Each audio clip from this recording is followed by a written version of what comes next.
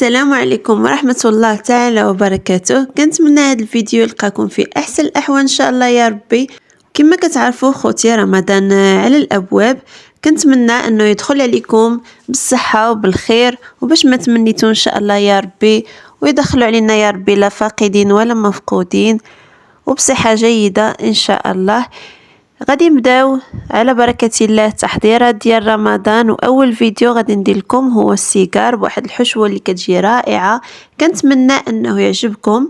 ونبداو على بركة الله. كما كتشوفوا هنا في المقله درت واحد البصله كبيره مشلده، بصله خضاريه.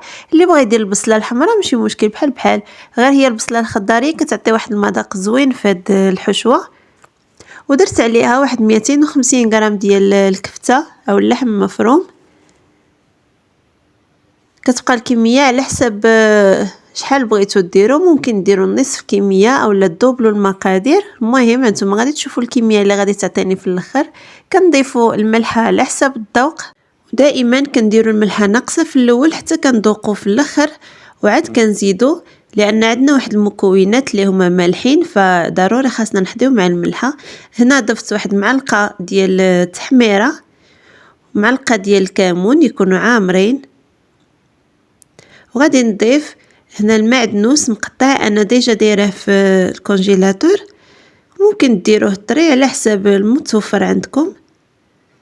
هنا غادي ندير واحد 2 معلقات عامرين ديال المعدنوس، حتى هو كيعطي واحد المذاق زوين في هاد الحشوه.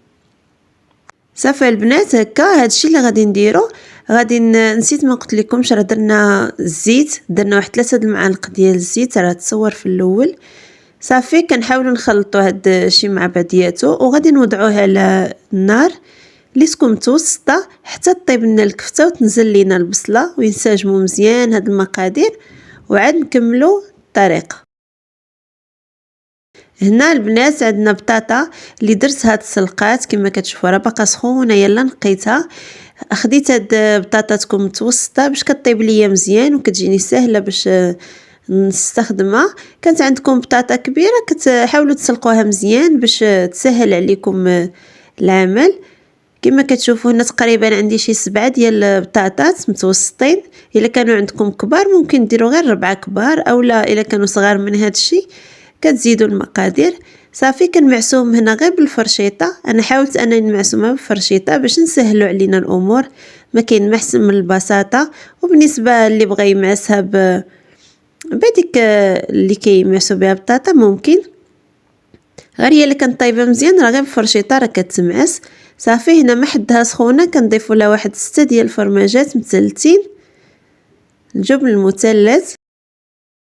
اللي بغى يدير الجبن احمر يدير، اللي بغى يدير موتزاريلا يدير، ولكن غير الجبن المثلث كيجي فيها واحد المذاق اللي زوين بزاف.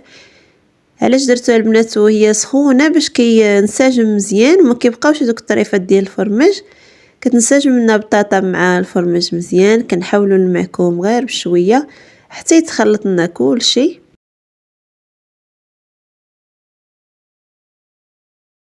صافي هنا من بعد ما تخلطات كنخليوها تبرد شويه، وكنجيبوا الحشوه ديالنا. كما كتشوفوا هي طابت، الكفيته طابت لنا والبصله حتى هي نزلات. دابا غادي نضيفوا لها هذيك البطاطا اللي معسنا مع الفرماج. كما لاحظتوا البنات راني ما ضفت لها لا ملحه لا والو، لان الفرماج فيه الملحه، والحشوه ديال الكفته راه درنا فيها الملحه. فهاديك الشيء علاش قلت لكم في الاول ضروري نحضيو مع الملحه حتى الاخر وعاد نذوقوا. كنضيفوا هاد البطاطا على الحشوه ديال الكفته وكنخلطوها.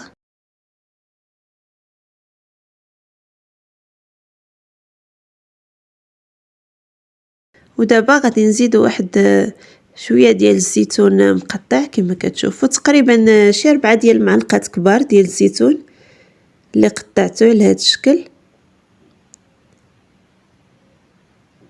ممكن تاخذوا زيتون مقطع اولا تاخذوه صحيح وتقطعوه بالموس. وهنا عندنا الزعتر حتى هو تقريبا شي معلقه كبيره ديال الزعتر. الزعتر البنات راه كيعطي واحد المذاق رائع بزاف وكيبدل المذاق صراحه، كيجي زوين في هاد الحشوه، يعني الدور ديالو مهم بزاف. كما شفتوا غير حكيتو بيديا واحد شويه باش يطلق المذاق. صافي. ودابا غادي نبدا نخلط الحشوه مزيان حتى تنسجم ليا المكونات مع بعضياتهم. صراحه البنات هاد الحشوه كتجي لذيذه بزاف، كنتمنى انكم تجربوها، غادي تعجبكم خصوصا في رمضان، يعني الواحد كيبغي ينوع. كنتمنى ان هاد الوصفات اللي غادي نحط لكم يعني تنال اعجابكم وتجربوهم. غير ما تنساونيش البنات من لي لايك واللي باقا ما مشتركاش تشترك معايا وتفعل زر الجرس باش يوصلكم كل جديد ان شاء الله. كما كتشوفوا انا خلط دابا هذيك الحشوه، غادي نخليها غير تبرد شويه، يعني ماشي تبرد في مره، غير حيت الا درناها سخونه غادي تقطع علينا الورقه. هنا انا جبت الورقه، خديت هاد النوع الكبير ديال الورقه كما كتشوفوا الحجم كبير. هذه كتجيني هي هذيك باش كنقسمها، كتعطيني السيجار في القياس المناسب. كما كتشوفوا دابا غادي نقسمها على النص.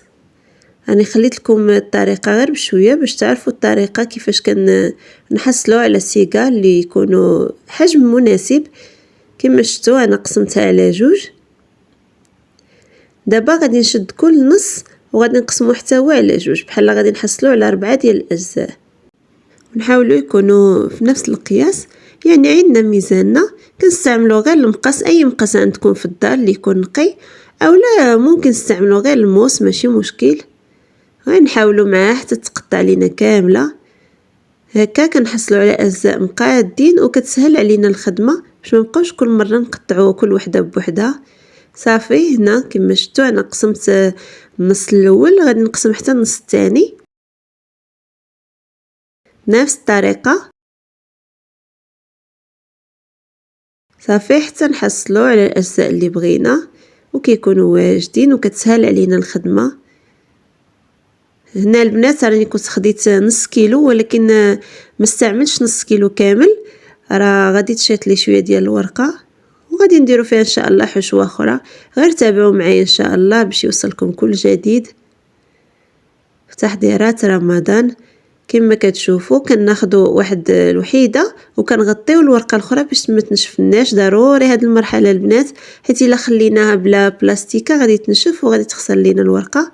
وهنا كناخذوا هذيك الجهه الحرشه هي اللي كنديروا من الداخل، والجهه الرطبه كتكون على برا. كما كتشوفوا دابا الجهه الحرشه هي اللي من الفوق وهي اللي غادي نحط عليها الحشوه ديالي. كناخذ تقريبا معلقه كبيره، المهم نتوما على حساب، الا بغيتو يكونوا عامرين الا بغيتو كميه كبيره عندكم ميزانكم. تبارك الله راه السيدات راه عارفين الطريقه. حنايا كنحاولوا اننا نبينوا مثلا المبتدئات ولا يعني اللي ما تكونش عارفه النصيحه راه مزيانه. كما كتشوفوا الطريقه كنديروا بحال هكا، كنطويو هذاك الجزء اللي كيكون لتحت باش كنسدوا على الحشوه باش ما تخرج، ومن بعد كنحاولوا نجمعوا لها الجناب بهذه الطريقه غير بشويه عليكم. يعني نحاولوا ما نزربوش باش حتى الورقه ديالنا ما تقطعش والسيجار ديالنا يجيونا مزيانين. هنا البنات باش نلصقها راني خلطت شويه ديال الدقيق مع الماء عادي، شويه ديال الماء والدقيق حتى كنحصلوا على هذا الخليط بحال هكا، هو اللي كنسدوا به السيجار ديالنا. صافي من بعد ملي كندهنوا واحد شويه كنلويو السيجار ديالنا صافي وكيتسد بوحدو. كما كتشوفوا بهذه الطريقه غادي نعاود معكم وحده اخرى باش تشوفوا الطريقه مزيان. وهاد الطريقه البنات اللي قطعت بها الورقه فهي كتعطيكم كميه كبيره ديال السيجار، ماشي بحال الا درنا الورقه في الطول فهي كتضيع لنا بزاف ديال الورقه. فهاد الشكل هذا كاع ما كيضيع لنا الورقه نهائيا، فاحنا كنستعملوها كامله نفس الطريقه. البنات كناخذوا الحشوه كما شفتوا راه جهه الحرشه ديال الورقه هي اللي كتكون من الفوق. صافي كناخذوا الحشوه الكميه الكافيه كنديروها في الطول، نحاولوا نقادوها. من بعد كنطويو هذاك الجزء ديال الورقه اللي بقى لنا لتحت صافي، وكنديروا الجناب بهذه الطريقه. نحاولوا نقادوها مزيان وكنبداو ندوروا. لا شفنا الورقه بدات كتخرج لنا شويه من الجناب كندخلوها بيدينا. سهله اسهل طريقه للسيجار. كما شفتوا هي الورقه لقيتها خارجه شويه دخلتها، ومن بعد درنا شويه ديال الدقيق باش تسد لينا، وها السيجار ديالنا موجود. نفس الطريقه البنات غادي نحاول نكمل هاد الورقه مع الحشوه ديالي. كما شفتوا انا كملتها، عطاتني هاد الكميه ديال السيجار، عطاتني اكثر من 30 وحده تما. هنا البنات راه المقطع باش بديت كنصاوب كيسحب ليا راه كنصور للاسف وما تصورليش المقطع باش كنت كنصاوب. دابا غادي نوريكم غير كيفاش درت. راني في اول حاجه راني فرشت السلوفان في الاول ومن بعد درت الطبقه الاولى ومن بعد درت السلوفان ودرت الطبقه الثانيه. انا راه كنت كنشرح لكم قبل ولكن للاسف المقطع ما لقيتوش ما تصور لياش. دابا غادي نضيف فوق هاد الطبقه غادي نضيف عاوتاني السلوفان وكنبداو نرتبو في السيكار ديالنا كما كتشوفوا. كنحاولوا نغطيو مزيان هذاك الطبقه الاولى ومن بعد عاد كنرتبو في السيكار ديالنا وحده حدا وحده ما نلصقوهمش، كنرتبوهم حتى كنشكلوا واحد الطبقه اللي يكونوا مرتبين وما يكونوش ملاصقين مع بعضياتهم. بهذه الطريقه البنات كيجيكم ساهلين باش كتبغيو تستعملوهم. ممكن تاخذوا القياس اللي بغيتو تخرجوه باش طيبوه والاخر يبقى في كونجيلاتور ما كتلقاوش مشكل، يعني ما كيتلاصقوا مع بعضياتهم ما والو. صافي بحال هكا كما كتشوفوا. دابا عاوتاني غادي ندير السلوفان من الفوق بنفس الطريقه كنحاولوا نغطيوهم مزيان. السلوفان كنديروا زيت شي شويه باش كندخلوه حتى مع الجناب وما كيدخلناش الهواء السيكار ديالنا كما كتشوفوا. كنحاولوا نقادوه مع الجناب حتى كيتغطى كامل بحال هكا. ومن بعد كنضيفوا الطبقه الاخرى.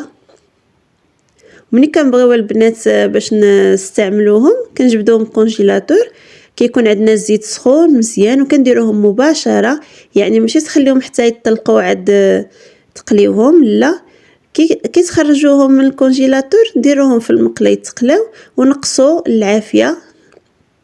ولكن ضروري يكون الزيت البنات سخون مزيان. كتنقصوا العافيه وكتقليوهم على خاطركم باش كيجيو مقرمشين وكيجيو زوينين.